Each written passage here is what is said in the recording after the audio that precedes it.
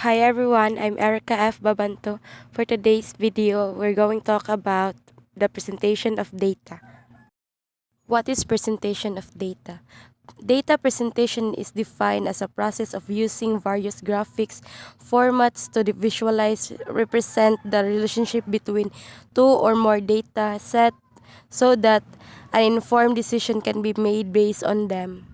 Presenting the data helps the users to study and explain the statistic. We are going to discuss this presentation of data and know how information is laid down. There are three methods of presenting data: the textual, tabular, and diagrammatic. The textual data refers to systematical collected materials consisting of written, printed, or electronical published words, typically either purposeful written or transcribed from speech. Example: in 1999, out of total of 5,000 workers of a factory, 4,200 were members of a trade union. In textual data, as we can see in the example, there is a combination of figures and context. So next is tabular data. In tabular data helps to represent even a large amount of data in an engaging, easy to read, and coordinated manner. The data is arranged in rows and columns.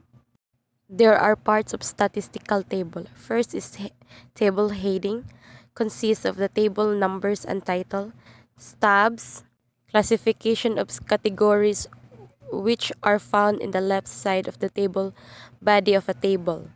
Next is box head, main part of the column, body, main part of the table, footnotes, any statement or note inserted.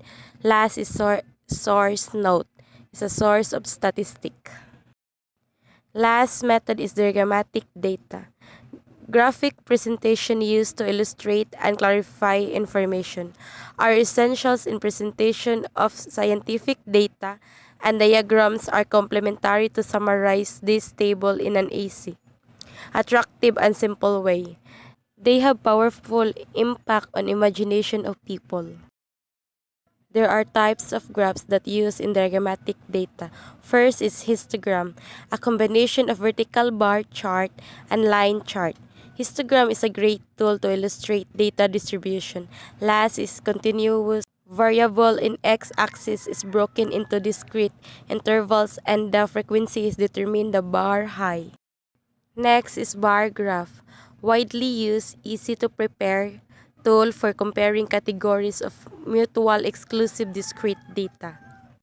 There are different categories are indicate on one axis and frequency of data in each category on another axis. Length on another axis. Length of the bar indicates the magnitude of the frequency of the characters to be compared. Last is pie chart. Easy to read, a good choice to understand the parts of a whole.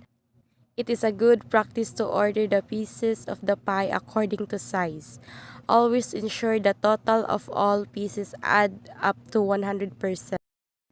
The importance of data presentation is it helps the client or the audience to not spend time grasping the concept and the future alternatives of the business and to convince them to invest the company and return it profitable both for the investor and the company. And it is important to use data presentation in presenting our research topic.